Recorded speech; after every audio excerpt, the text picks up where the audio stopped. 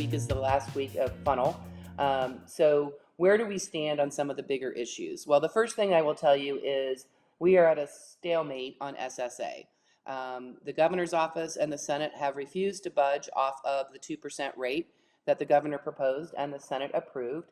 And in addition, the Senate is unwilling to consider doing one-time money like the House proposed, and are upset that other issues like expanding the cap on operational shared incentives included in their proposal. So no one's talking, and we don't know when they will be talking, but at this point the House is standing firm, the Senate's standing firm, and the governor is standing firm.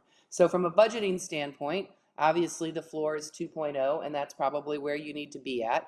In the meantime, we're going to continue to press our senators to back down from their firm opposition to any part of the House proposal. As I mentioned, next week is funnel week, and so what that means is we have seen a lot of bills, most of which will probably never see floor action, moving through the subcommittee process and the committee process in order to stay alive. The most common term you'll hear is, I might have some concerns about this, but I think we should keep the conversation going. I'm here to tell you that there are plenty of conversations we do not need to keep going, but that's the reality of the world that we operate in.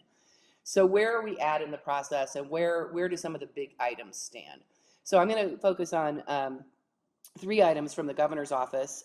The bill that would require districts to restrict cell phone usage during instructional time is out of both Senate and House Education committees.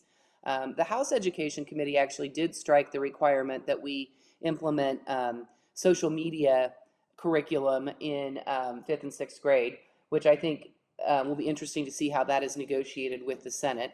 We're still concerned about the timeframes for implementation, but we have time to work on that as both bills are now ready for floor action. The governor's bill to do some TSS fixes from the teacher salary supplement, teacher salary bill from last year is also out of both chambers and is encountering virtually no opposition. So hopefully we will get that moving through floor action quickly so that you know what you're dealing with for the upcoming budget year. And finally, we have the governor's continuum of care / preschool bill, which is also out of both chambers, or out of both committees, I should say. Neither committee made any substantive changes other than to clarify that if a community provider wants to go it alone and not partner with a school district, they have to hire a licensed teacher, just like a school district does. But we know there's going to be more work done on the floor.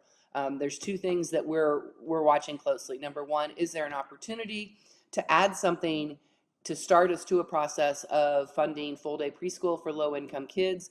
That possibility looks strongest in the House, but I know that the Senate Education Committee Chair, Senator Evans, has said, if it comes to me that way, I'm certainly willing to consider it.